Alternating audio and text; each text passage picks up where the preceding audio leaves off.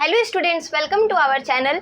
चलिए आज के क्लास में हम लोग क्या पढ़ेंगे। हमारा जो कॉमन पेपर 5 है mathematical and computational thinking analysis, इसका यूनिट 1 जो कि क्या है हमारा मैथमेटिकल लॉजिक। ठीक है, इससे पहले बता दें ये जो हमारा क्लास है वो BBMQ के लिए, जो कि BSc BCom और BA तीनों स्ट्रीम के लिए इक्वल है। ठीक है, तो चलिए हम आपको बता दें कि आपको यूनिट 1 में क्या पढ़नी है। तो मैंने जैसे कि आपको बताया था, आप देखे होंगे इससे पहले की एक वीडियो जिसमें बेसिक इंट्रोडक्शन मैंने बताया था कि कैसे क्या हम लोग को करना है।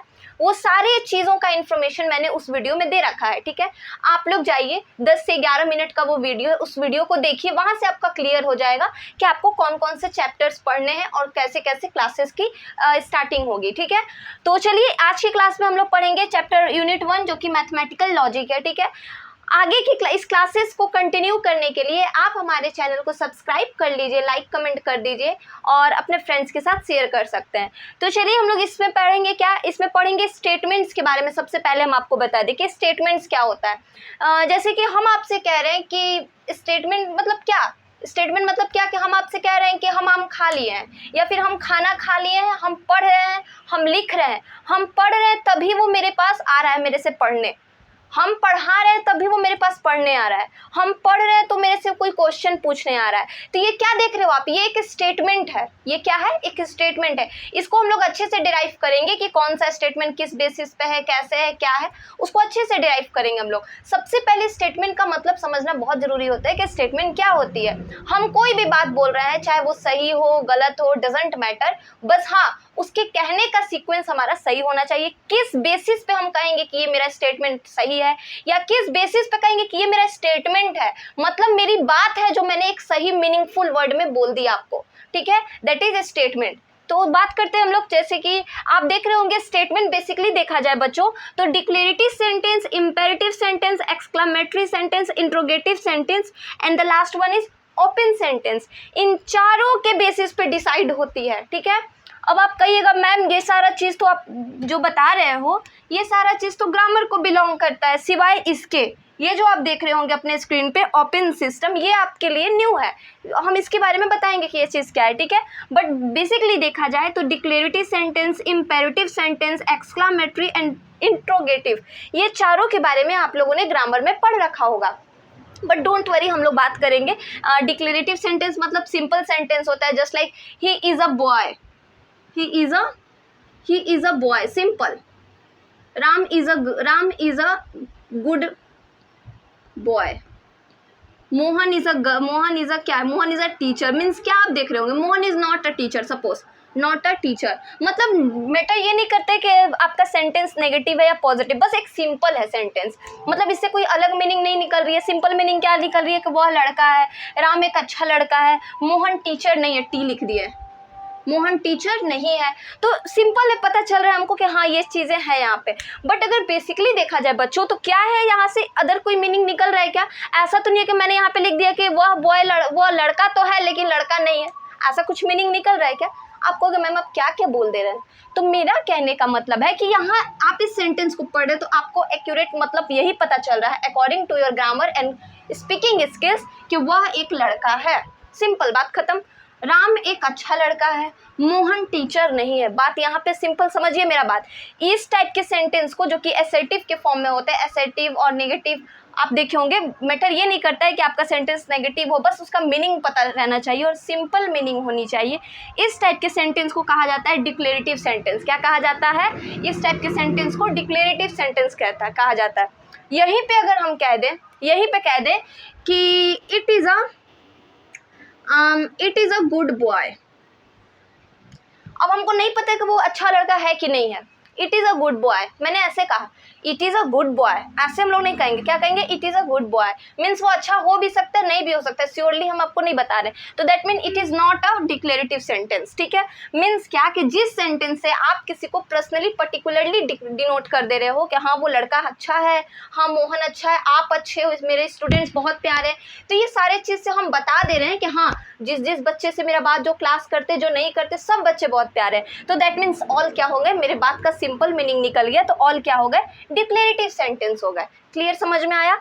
अब अगर हम बात करें इंपेरेटिव सेंटेंस की, तो इंपेरेटिव सेंटेंस क्या होता है, हम आपसे बोलेंगे कि जाइए एक गिलास पानी लेके आइए, जाइए में तो आपको रिस्पेक्ट दिख रहा होगा, बट हम आपसे कह रहे हैं तो आपसे क्या कह रहे हैं, जाइए एक गिलास पानी लेके आइए, मीन्स आपको ऑर्डर दे रहे हैं, कमांड दे रहे हैं आपको, प्लीज जाइए एक गिलास पानी लेके आइए, दैट मीन हम आपको रिक्वेस्ट कर रहे हैं। अगर हाथ नहीं भी जोड़े तो हम बोलेंगे एक गिलास पानी लेके आइएगा, मीन्स क्या है कि आपको मेरे टोन से क्या पता चल रहा है कि हम आपसे रिक्वेस्ट कर रहे हैं कि प्लीज एक जाइएगा पानी लेके आइएगा। अगर हम प्लीज नहीं भी बोलेंगे तो मेरा टोन अगर स्लो वर्जन में रहेगा, जस्ट लाइक एक गिलास पानी लेके आइएगा, दैट मीन्स हम आपसे रिक्वेस्ट कर रहे हैं, ठीक है। प्लीज लगा तो सोने पे सुहागा हो गया, मीन्स आपसे हम रिक्वेस्ट कर रहे हैं कि कमांड कर रहे हैं आपको एनी टाइम अच्छे से पढ़ना, जब भी पढ़िए अच्छे से पढ़िए, दैट मीन व्हाट, हम आपको एडवाइस कर रहे हैं कि आपको अच्छे से पढ़ना चाहिए। कोई भी चीज़ को बेसिक कंसेप्ट के साथ समझा जाता है, दैट मीन व्हाट, हम आपको एडवाइस कर रहे हैं, मीन्स आपको सजेशन भी दे रहे हैं, ठीक है।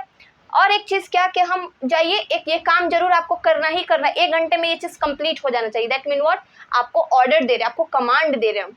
तो आपको समझ में आए, ये सारी चीज़ें किस में आती है, इम्पेरेटिव सेंटेंस में। तो अब तक मैम हम लोगों ने क्या समझा, तो हम लोगों ने समझा बच्चों कि declarative sentence is a simple sentence which give you a meaningful sentence, which give you a meaningful statement कह सकते हैं। तो और यहाँ पे इम्पेरेटिव में क्या कहेंगे हम लोग, इम्पेरेटिव सेंटेंस वो सेंटेंस होता है जिसमें हमको नहीं पता है, हम आपको ऑर्डर भी दे रहे हैं, कमांड भी कर सकते हैं, रिस्पेक्ट भी दे रहे हैं, मतलब कोई भी फीलिंग हम हमारा जो होता है उसमें ऑर्डर, कमांड, रिक्वेस्ट, ये सारी चीज़ें आती हैं इम्पेरेटिव सेंटेंस में। और एक आता है एक्सक्लामेटरी सेंटेंस, ओह मेरा फ़ोन गिर गया, ओह मेरा ये पेन गिर गया, कितना अच्छा है, वाओ कितना अच्छा ड्रेस है, that means all expression are give what, exclamatory sentence. ये सारे किसके अंदर आते हैं, एक्सक्लामेटरी सेंटेंस। देखिए बच्चों, हम आपको ये चारों सेंटेंस का मीनिंग अभी समझा रहे हैं, उसके बाद हम लोग अपने टॉपिक पे घुसेंगे, ठीक है। सबसे पहले आपको पता होना चाहिए कि जो मैंने यहाँ इस बोर्ड पे लिखा है उसका मीनिंग क्या है। हम डायरेक्टली कह दें कि ये स्टेटमेंट है नहीं है, ये नहीं है, तो आपको नहीं क्लियर समझ में आएगा, बट आपको समझना होगा सारी चीज़ों को बेसिकली, तब आपको सारी चीज़ें क्लियर होंगी, ठीक है। तो समझ में आ रहा है हम क्या कहना चाह रहे हैं। तो इस चीज़ों को समझने के लिए आपको सबसे पहले ये चीज़ समझना था, उसके बाद हम स्टेटमेंट में आएंगे। तो डिक्लेरेटिव सेंटेंस समझा आपने, इम्पेरेटिव सेंटेंस समझा, एक्सक्लामेटरी सेंटेंस भी समझा। अब इंट्रोगेटिव सेंटेंस होता है, इंट्रोगेटिव सेंटेंस क्या होता है उसको देखिए। इंट्रोगेटिव सेंटेंस क्या होता है, अगर हम इसको समझेंगे बच्चों, तो इंट्रोगेटिव सेंटेंस क्या होता है,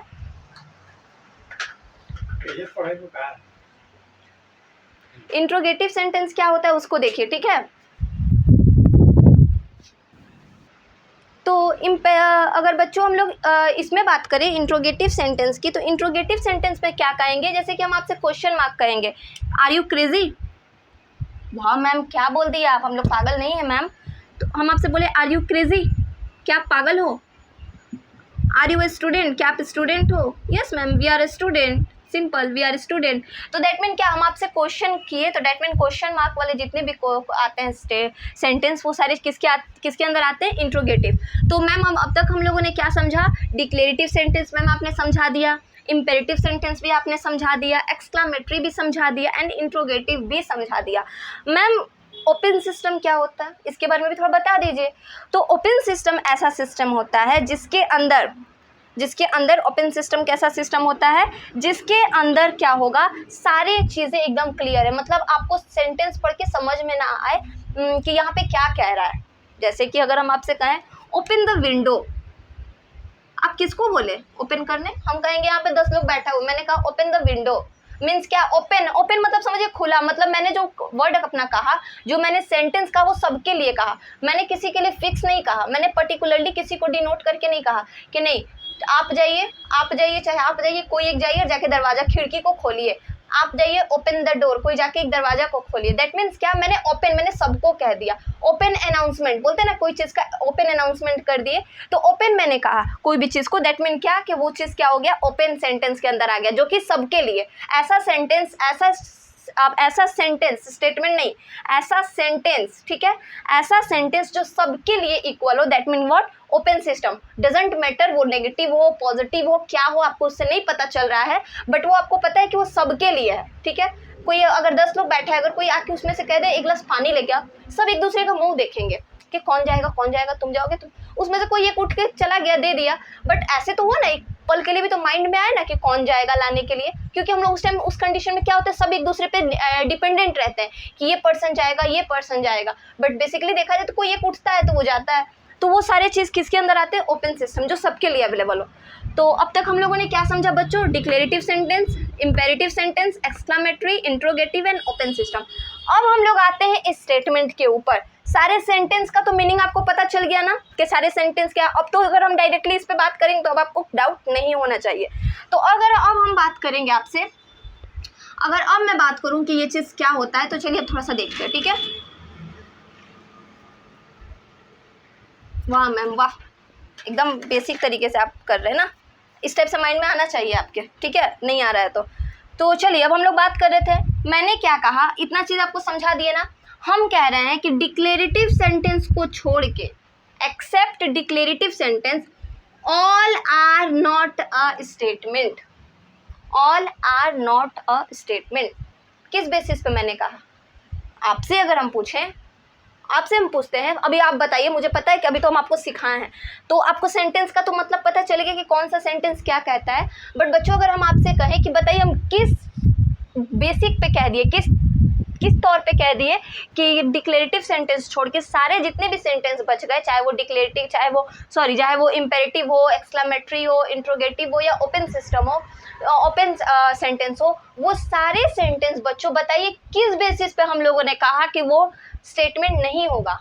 तो ऑब्वियस सा बात है बच्चों, देखिए मैंने क्या कहा, इम्पेरेटिव सेंटेंस में कमांड, रिक्वेस्ट और फिर से ऑर्डर, ये सारी चीज़ें अवेलेबल है, मीन्स फिक्स कुछ नहीं है। तो दैट मीन्स इसको हम लोग सिंपल सेंटेंस नहीं कह सकते, ये एक स्पेशल टाइप ऑफ सेंटेंस कहलाएगा। अगर राम इज अ बॉय, ऐसे तो नहीं बोलेंगे ना, are he is a good teacher, he is a good intelligent person, that mean क्या कि स्पेशल वर्ड जुड़ गया उसके साथ। तो इम्पेरेटिव क्या हो गया? एक स्पेशल वर्ड सेंटेंस हो गया। एक्सक्लामेटरी मीन्स क्या? एक स्पेशल स्टेटमेंट हो गया। इंट्रोगेटिव एक स्पेशल हो गया। ओपन मीन्स स्पेशल, इस पर भले वो सबके लिए है बट वो क्या हो गया? सबके लिए ओपन हो गया। तो दैट मीन ये चारों जो हो गया वो स्टेटमेंट नहीं कहलाएगा। बट इस डिक्लेरेटिव सेंटेंस क्या होगा? वो आपका स्टेटमेंट इसलिए कहलाएगा क्योंकि हम सिंपल कह रहे हैं, आप जाइए ना एक गिलास पानी लेके आइए ना, आप ही से कह रहे हैं, सिंपल एकदम, बात वहीं पे क्लियर खत्म, कोई कंफ्यूजन नहीं, कोई डाउट नहीं, कुछ भी नहीं। आप सोचिएगा मैम बार बार पानी क्यों मांग रहे हैं, शायद मुझे प्यास लगा इसलिए। और फिर हम आपसे कहेंगे जाइए एक मेरे लिए पेन उठा के लाइए। आप कहिएगा मैम बार बार नहीं मांगे, एक ही बार मांगे ना, तो मैम पेन लेके आइए, तो पेन हम आपको दे रही है लाके। मीन्स इस तरीके से क्या है कि बात सिंपल वहीं पे ख़त्म हो गया। एक बार में मैंने कुछ कहा, चाहे आपने कुछ मुझसे कहा, वो चीज़ वहीं पे ख़त्म हो गई। वो चीज़ को कोई ना कन्फ्यूज़न एक पल के लिए हो चाहे देर के लिए हो, कोई कन्फ्यूज़न नहीं, कोई डाउट नहीं, सारी चीज़ें वहीं पे क्लियर है। That means that's why declarative sentence is only the statement which is statement. मतलब क्या बोल दिए हमको भी नहीं पता। सुनिए, डिक्लेरेटिव सेंटेंस एक ऐसा सेंटेंस है जो कि सिर्फ वही एक स्टेटमेंट कहलाएगा, बाकी सारे स्पेशल टर्म में आते हैं। दैट मीन्स इसीलिए हम लोग इसको स्टेटमेंट नहीं कहेंगे। क्लियर है? कभी कभी नॉर्मल हंसी मजाक करके पढ़ाई किया जाता है, ठीक है, पर पढ़ाई को हंसी मजाक में नहीं लिया जाता है। हंस के पढ़िए पर पढ़ाई को मजाक में नहीं लीजिएगा। तो स्टेटमेंट समझ में आया? ये सारी चीज़ें समझ में आ गई कि स्टेटमेंट क्या कहलाता है। जो डिक्लेरेटिव सेंटेंस स्टेटमेंट कहलाएंगे, ठीक है। अगर कोई सेंटेंस डिक्लेरेटिव हो तभी उसको हम स्टेटमेंट कहेंगे। इस चीज़ को नोट करके आप लिख सकते हैं कि अगर कोई सेंटेंस डिक्लेरेटिव हो, if any type of sentence is declarative then it is called statement, otherwise all are not a statement। सारा चीज़ स्टेटमेंट नहीं है, ठीक है। अब हम लोग बात करते हैं क्या कि चलिए मैम ये चीज़ क्लियर हो गया, स्टेटमेंट क्लियर हो गया। अब यहाँ पे देखिए स्टेटमेंट में दो तरह से इसको हम लोग डिफाइन किया जाता है। क्या? स्टेटमेंट में दो रूल पढ़ा जाता है, एक होता है ट्रूथ वैल्यू, एक होता है लॉजिकल कनेक्टिविटीज़। लॉजिकल कनेक्टिविटीज़ बोले तो जैसे कि आप पढ़े थे ना, कोई कनेक्शन किसी चीज़ के बीच में, हम लोग उसको देखेंगे तो। और एक ट्रूथ वैल्यू आता है, तो ट्रूथ वैल्यू भी हम लोग अब चलिए जानते हैं कि ट्रूथ वैल्यू क्या होता है एंड लॉजिकल कनेक्टिविटीज़ क्या होती है, इसको जानते हैं हम लोग, ठीक है। तो देखिए बच्चों, ट्रूथ वैल्यू जो होता है वो ट्रूथ वैल्यू दो तरह से होता है। एक होता है ट्रूथ वैल्यू, मतलब या तो ये ट्रू होगा या तो फॉल्स होगा, या फिर, क्योंकि सबसे पहले हम आपको बता दें स्टेटमेंट क्या होता है वो तो आपको समझ में आ गया। स्टेटमेंट के अंदर दो पार्ट होता है, एक होता है ट्रूथ वैल्यू, एक होता है लॉजिकल कनेक्टिविटीज़। आप कह सकते हैं दो टाइप, ठीक है, टाइप कह सकते हैं, इसका दो पार्ट होता है, एक ट्रूथ वैल्यू होता है, एक लॉजिकल कनेक्टिविटीज़ होता है, ठीक है। ट्रूथ वैल्यू क्या होता है? ट्रूथ वैल्यू या तो ट्रू वैल्यू, इसके अंदर दो पार्ट, या तो कोई स्टेटमेंट ट्रू होगा। याद रहे ये ट्रूथ वैल्यू और लॉजिकल कनेक्टिविटी अगर स्टेटमेंट का पार्ट है तो दैट मीन क्या कि ये दोनों स्टेटमेंट ही होगा। मीन्स इसके अंदर जितने भी क्वेश्चंस आएंगे वो एक स्टेटमेंट में होंगे। मतलब क्या ट्रू फॉल्स हो वो मैटर नहीं करता, बट क्या वो स्टेटमेंट में ही होंगे। तो ट्रूथ वैल्यू या तो ट्रू होगा या तो फॉल्स होगा। कनेक्टिविटीज़ की बात करें अगर हम लोग, ये लॉजिकल कनेक्टिविटीज़ की, तो लॉजिकल कनेक्टिविटीज़ के बारे में बहुत अच्छे से हम लोग क्लियर समझेंगे। तो ट्रूथ वैल्यू क्या, या तो ट्रू या तो फॉल्स। मतलब क्या कि अगर हम आपसे कहें कि वह ही इज़ अ गर्ल, सपोज हम आपसे कह दिए ही इज़ अ गर्ल, या तो सही भी हो सकता है या तो गलत हो सकता है। ऑल डिपेंड्स ऑन ही पे डिपेंड होता है, ही गर्ल हो ही नहीं सकती। तो सी इज़ अ गर्ल, तो सारा किस पे डिपेंड होता है? सी पे डिपेंड करता है। वो लड़की हो भी सकती है, वो लड़की यहाँ पे नहीं भी हो सकती है। दूर से हम लोग देखते हैं ना, किसी को बोलते हैं अरे अरे ये तो लड़की, वही लड़की है, इस टाइप से बोलते हैं ना, चाहे अरे ये तो लड़की है, इस टाइप से। तो वो सारा डिपेंड किस पे करता है? आपके सेंटेंस के सब्जेक्ट पे डिपेंड करता है। सब्जेक्ट मतलब क्या? सेंटेंस का मुख्य पार्ट, मुख्य पर्स, मतलब जो बोलते हैं ना मुख्य भाग, उसी को सब्जेक्ट कहा जाता है। ठीक है, तो सी हमारा क्या है यहाँ पे? सब्जेक्ट है। तो इसी पे डिपेंड करेगा कि हमारा जो स्टेटमेंट है वो ट्रू है या फॉल्स है। ठीक है, तो समझ में आया? तो इस चीज़ को हम लोग यहाँ पे देखेंगे, बहुत अच्छे से ट्रूथ वैल्यू को समझेंगे, तो उससे आपका सारा डाउट क्लियर हो जाएगा। ठीक है, तो यहाँ पे हम मिटा रहे हैं इस चीज़ को।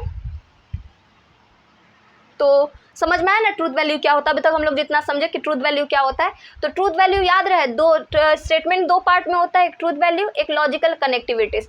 और ट्रूथ वैल्यू दो तरह से होता है, एक ट्रू या फॉल्स। या तो ट्रूथ वैल्यू उसी को बोलते हैं जिसका ट्रू और फॉल्स, जिसका स्टेटमेंट या तो ट्रू हो या तो फॉल्स हो, दोनों में से कोई भी हो सकता है।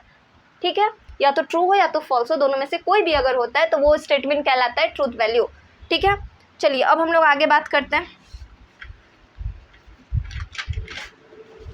एक चीज़ और हम आपको समझाना चाहते हैं, यहाँ तक तो आप समझ गए। हम बच्चों आपको ओपन सिस्टम में एक एग्जांपल देना चाहते हैं, क्योंकि ओपन सिस्टम मैंने समझाया ना, तो कॉमन है, जो सबके लिए, जो फिक्स नहीं है किसी एक पार्टिकुलर पर्सन पे।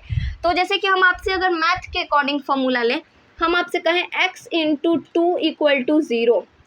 वी आर द स्टूडेंट, अगर कोई भी सब्जेक्ट के अगर स्ट्रीम के अगर बच्चे देख रहे हैं मुझे, तो x × 2 अगर हम लिख दिए यहाँ पे 20, 0 नहीं 20 लिख दिए, तो आप इससे क्या समझते हो? तो मैम हम अगर इसको सॉल्व करने जाएं तो x = 10 आना चाहिए। मतलब अगर x की जगह पे हम लोग 10 का वैल्यू अगर दिया रहता तो 10 × 2 = 20 होता है, ऑब्वियस सा बात है। बट मैम यहाँ पे नहीं पता है कि x का वैल्यू हमारा क्या है। मीन्स क्या कि यहाँ पे x का वैल्यू फिक्स नहीं है बच्चों। x का वैल्यू कुछ भी ले सकते हैं, मेरा मन करेगा हम 5 लेंगे, मेरा मन करेगा हम 20 लेंगे, 50 लेंगे, 10 लेंगे, कुछ भी ले सकते हैं, फिक्स नहीं है, आप कुछ भी ले सकते हो। तो दैट मीन्स क्या, x का वैल्यू, एक तो हमको पता नहीं है, दूसरा दिया हुआ नहीं है। ठीक है, तो दैट मीन्स क्या कि x का वैल्यू फिक्स नहीं है। क्या नहीं है?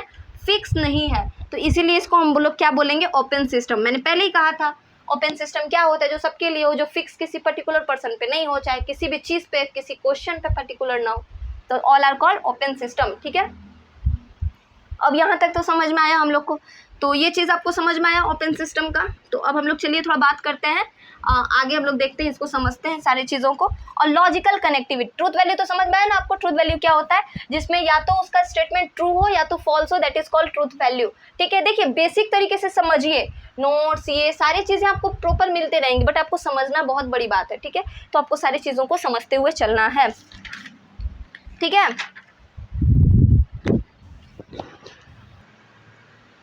तो चलिए बच्चों हम लोग यहाँ पे देखते हैं। ठीक है, यहाँ पे आप देख रहे होंगे लॉजिकल कनेक्टिविटीज़ के बारे में हम आपको बता रहे थे। ठीक है, कि इससे पहले ट्रूथ वैल्यू हम लोग समझे। तो लॉजिकल कनेक्टिविटीज़ मतलब होता है एक ऐसा लॉजिक जो दो सेंटेंस को या दो स्टेटमेंट को कनेक्ट करता है। तो हमको पता है कनेक्टिविटीज़ मतलब होता है एडिंग, जोड़ना मतलब 2 + 2 वाला 4 नहीं, जोड़ने का मतलब होता है दो अलग अलग स्टेटमेंट को एक साथ कर देना, दैट मीन कनेक्शन, जिसको हम लोग इंग्लिश के ग्रामर में कंजक्शन कहते हैं। देखिए बच्चों, ये एक ऐसा चैप्टर है जहाँ से आपके एग्जाम में 2 से 3 क्वेश्चन बहुत ईजिली बन जाएंगे, आराम से 3, 4, 5 क्वेश्चन इस चैप्टर से रहेंगे, जिसको आप लोग बहुत अच्छे से बना लीजिएगा। ठीक है, तो और मैक्सिमम इसी चैप्टर से रहेंगे, तो याद रहे यहीं से आता है एग्जाम में 2 क्वेश्चन, 3 क्वेश्चन मैक्सिमम इसी चैप्टर से। कैसे क्वेश्चन आएंगे वो भी हम आपको बताएंगे। तो कनेक्टिविटीज मीन्स इंग्लिश के ग्रामर में इसको कंजक्शन कहा जाता है अदर वर्ड में। तो कंजक्शन क्या होता है अगर हम आपको बता दें, मतलब आपको मैथ पढ़ाते पढ़ाते हम आपको इंग्लिश भी पढ़ाना स्टार्ट कर दिए। ठीक है, इसको समझते जाना है। कंजक्शन क्या होता है? Joining of 2 sentence. मतलब क्या कि कंजक्शन का मीनिंग क्या होता है? 2 अलग अलग सेंटेंस को जोड़ देना। मतलब क्या कि I am a girl he is a teacher, sorry I am a girl he is a teacher, इस टाइप से है, इस टाइप से दो सेंटेंस अलग अलग दिख रहा है आपको, I am a girl he is a teacher. अब हमको इसको जोड़ना है, क्योंकि अकॉर्डिंग टू कंजक्शन हमको क्या करना है, इसमें कंजक्शन वर्ड यूज़ करना है। तो हमको कैसे करेंगे, आई एम ए गर्ल, ठीक है, I am a girl and he is a teacher, मैं एक लड़की हूँ और वो एक टीचर है, वो एक टीचर है, ठीक है। तो डेट मीन्स क्या, एंड जो था, ये एंड एक ऐसा वर्ड है जो क्या कर रहा है, आई एम अ गर्ल और ही इज़ अ टीचर, ये दोनों सेंटेंस को एक साथ कनेक्ट करके उसको जोड़ दे रहा है, कनेक्ट कर दे रहा है, ठीक है। I am a girl and he is a teacher, ये दोनों को क्या कर रहा है, वो कनेक्ट कर दे रहा है। दैट मीन्स क्या कि कंजक्शन क्या है, जॉइनिंग ऑफ टू सेंटेंस। जैसे कि और एक एग्जाम्पल आप ले सकते हो, अपने आप पे भी ले सकते हो, you are a student and he is a teacher, you are a student and he is a professor, तो इसको ऐड कर सकते हो, you are a student and he is a professor. तो मीन्स अलग अलग जो है आपके अलग अलग सेंटेंस को एडिंग करने वाले जो भी वर्ड्स आप ले रहे हो, जो ऐड कर दे रहे हैं दो अलग अलग सेंटेंस को, दैट इज कॉल्ड कंजक्शन, ठीक है। तो कंजक्शन के टाइप्स, कंजक्शन बोले तो कनेक्टिविटीज़, इसके कितने टाइप्स होते हैं इसको हम लोग देखते हैं। तो लॉजिकल कनेक्टिविटीज़, इसके कितने टाइप होते हैं, इसके 5 टाइप होते हैं। क्या क्या, और ऑब्वियस सा बात है मैम, और कंजक्शन ही होता है, एंड भी कंजक्शन होता है, क्योंकि आपने भी सिखाया और हम लोग को पता है कि कंजक्शन के इतने टाइप्स होते हैं। क्योंकि कंजक्शन का अदर, कनेक्टिविटीज़ का अदर मीनिंग है कंजक्शन, दैट मीन्स ए बराबर बी है, तो ऑब्वियस सा बात है मैम, अगर हम ए बराबर बी है तो ए को बी कह सकते हैं। तो ठीक उसी प्रकार से कनेक्टिविटीज़ कंजक्शन के बराबर है, दैट मीन्स कनेक्टिविटीज़ को ही कंजक्शन कहते हैं। तो ऑब्वियस सा बात है कि उसके जितने भी होंगे, उसके सखी संबंधी, सखा संबंधा, जो भी बोलिए आप, वो सारे किसके होंगे, कनेक्टिविटीज़ के भी अपने होंगे, ठीक है। तो टाइप्स कितने इसके और है, एंड है, इफ़, ये आई डबल एफ का मतलब होता है if and only if, if and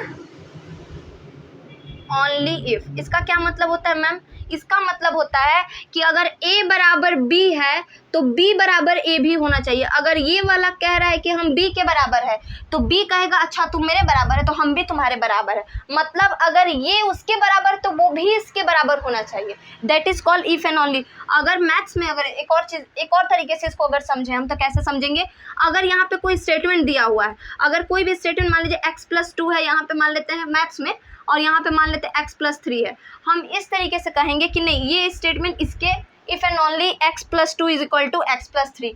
that mean क्या कि x+2 x+3 के बराबर है, मान के चलते हैं x+2 किसके बराबर है, x+3 के, और x+3 कह रहा है कि ठीक है x+2 इसके बराबर तभी होगा जब ये इसके बराबर होगा। समझ में नहीं आया ना, फिर से देखिए, x+2 अगर इस सेंटेंस को इसके बराबर तभी होगा जब x+2 इसके बराबर तभी होगा जब ये इसके बराबर होगा। ठीक उल्टा कि अगर जब x+3 इसके बराबर तभी होगा जब ये इसके बराबर होगा, मतलब क्या, ये इसके इक्वल होगा और ये इसके इक्वल होगा, तब हम लोग कहेंगे इफ़ एंड ओनली इफ़। ये कंडीशन सेटिस्फाइड करेगा इसके साथ और ये कंडीशन सेटिस्फाई करेगा इसके साथ। जैसा कि अभी हम कहें अच्छा तुम पहलवान हो, तुमसे बड़ा पहलवान है, तो दोनों इफ़ एंड ओनली इफ़ के कंडीशन में आ गया, तो that is if and only if, ठीक है, जिसको हम लोग IFF से डिनोट करते हैं। उसका सिंबल ऐसा होता है कि तू इसके, तुम मेरे बराबर हो ना, अच्छा हम भी तुम्हारे बराबर है, ठीक है, इस तरीके से एरो चाहिए। और एक आता है इफ़ देन, इसका हिंदी मीनिंग होता है अगर ये तब, अगर ये तब, मतलब कहने का मतलब अच्छा अगर ऐसा है तो ठीक है, अगर ये है तब ठीक है, इस टाइप से बोलते हैं ना हम लोग, अगर ऐसा है तो ठीक है, कुछ गिर गया या फिर कुछ कोई किसी को कुछ इंपॉर्टेंट बात मैटर चल रहा है तो बोलता है अच्छा ये बात है, अगर ये ऐसा बात है तो ठीक है, इस टाइप से बोलते हैं ना, अगर ऐसा बात है तो ठीक है। तो दैट मीन्स इफ़ देन, ठीक, फाइन, इफ़ देन फाइन, उसका यूज़ कर सकते हैं, अगर ऐसा है तो ठीक है। समझ में आया? तो उस केस में हम लोग क्या यूज़ करते हैं, ये वाला एरो का सिंबल यूज़ करते हैं, ठीक है। अगर ये तब ठीक है, तो इफ़ एंड इसका मतलब क्या होता है, अगर ये तब, ठीक है, अगर ये तब, ठीक है, अगर ये तब, इसका इफ़ एंड देन का मीनिंग होता है और इसका सिंबल एरो होता है। ये चीज़ क्लियर हो गया। नॉट एक आता है, नॉट, नॉट फॉर व्हाट, इसको नेविगेशन, इसको नेगेटिव पढ़ते हैं और इसको क्या कहा जाता है, इसका नेगेशन नाम है, इसका नेगेशन नाम है और इसको बोला जाता है ऐसे, आप नेगेशन भी कह सकते हैं, इसको नेगेटिव भी कहा जाता है, ठीक है। तो उम्मीद करते हैं आपको ये टाइप समझ में आया होगा। एक और है, एंड है, इफ़ एंड ओनली इफ़ है, इफ़ एंड देन है, एंड नॉट है। तो लॉजिकल कनेक्टिविटीज़ अभी तक हम लोगों ने क्या क्या पढ़ा, अब तक हम लोगों ने मैम पढ़ा है स्टेटमेंट, उसके बाद हम लोग सबसे पहले तो सेंटेंस पढ़े थे जो कि हमारे ग्रामेटिकल सेंटेंस जो डिनोट कर रहे थे, declarative sentence, imperative sentence, exclamatory sentence, और कौन थे, इंट्रोगेटिव सेंटेंस, और इन लास्ट ओपन सिस्टम, ठीक है। ओपन सेंटेंस, ओपन सिस्टम हमारे ग्रामर से बाहर है बट उसको भी हम लोगों ने समझा है, ठीक है। उसके बाद हम लोगों ने समझा कि स्टेटमेंट क्या होता है, तो only declarative sentence is called statement, ठीक है। उसके बाद मैम हम लोगों ने समझा कि स्टेटमेंट दो पार्ट में डिनोट होते हैं, डिवाइड होते हैं। एक ट्रूथ वैल्यू, दूसरा क्या होता है लॉजिकल कनेक्टिविटीज। ट्रूथ वैल्यू उसको कहते हैं जिसमें ट्रू और फॉल्स दोनों स्टेटमेंट प्रेजेंट हो, ठीक है, जिसमें दोनों स्टेटमेंट प्रेजेंट हो। और लॉजिकल कनेक्टिविटीज़ किसे कहते हैं, तो लॉजिकल कनेक्टिविटीज़ ऐसा होता है जो कि क्या करता है, दो अलग अलग सेंटेंस को जोड़ता है कि मैंगो इज अ, और एग्जांपल लेते हैं, mango is a fruit, mango is a fruit and brinjal is a vegetable. मतलब दो अलग अलग सेंटेंस को ऐड किया ना, मीन्स क्या कह रहे हैं हम, तो मैम आप कह रहे थे कि दो अलग अलग सेंटेंस को आपने ऐड किया, तो दैट मीन्स क्या कि ये हो गया कनेक्टिविटीज। और भी अदर ऐसे सेंटेंस ले सकते हैं जिसमें ये चारों पांचों का यूज हो, हम लोग लेंगे अपने नेक्स्ट वीडियो में, आप देखिएगा। तो इससे बाद और एक वीडियो लगेगा, फिर ये चैप्टर यहाँ पे कंप्लीट हो जाएगा, एक नहीं दो वीडियो, और उसके बाद ये चैप्टर आप देख रहे हो। तो इस तरीके से अभी वो उस पर ध्यान नहीं देना है कितना चैप्टर, आपको ये ध्यान देना है कि आपका ये कॉन्सेप्ट यहाँ पे क्लियर हुआ कि नहीं। तो इसके बाद का जो वीडियो होगा बहुत इंटरेस्टिंग होगा, उसको जरूर देखिएगा, बहुत इंटरेस्टिंग। उसमें समझाएंगे आपको कि किस तरीके से क्वेश्चंस को आपको टैकल करना है एग्जाम में और कैसे क्वेश्चंस को बनाया जाता है इस चैप्टर के। और मैंने पहले ही कहा कि इस चैप्टर से 3 क्वेश्चन आपके एग्जाम में आ रहे हैं, ठीक है। तो 2 2 4 2 6 मार्क्स हो गया, तो इस हिसाब से आपको समझना है। तो उम्मीद करते हैं कि अब तक आपको ये सारी चीज़ें क्लियर होंगी। बहुत अच्छे से प्रिपेयर कीजिए, हम आपके साथ हमेशा हैं। और अपने इस वीडियो को अपने फ्रेंड्स के साथ शेयर कीजिए। और उम्मीद करते हैं ये बात हम नहीं भी बोलेंगे तो आप लोग ज़रूर सपोर्ट कीजिएगा। तो तब तक के लिए बने रहिए हमारे चैनल के साथ। धन्यवाद।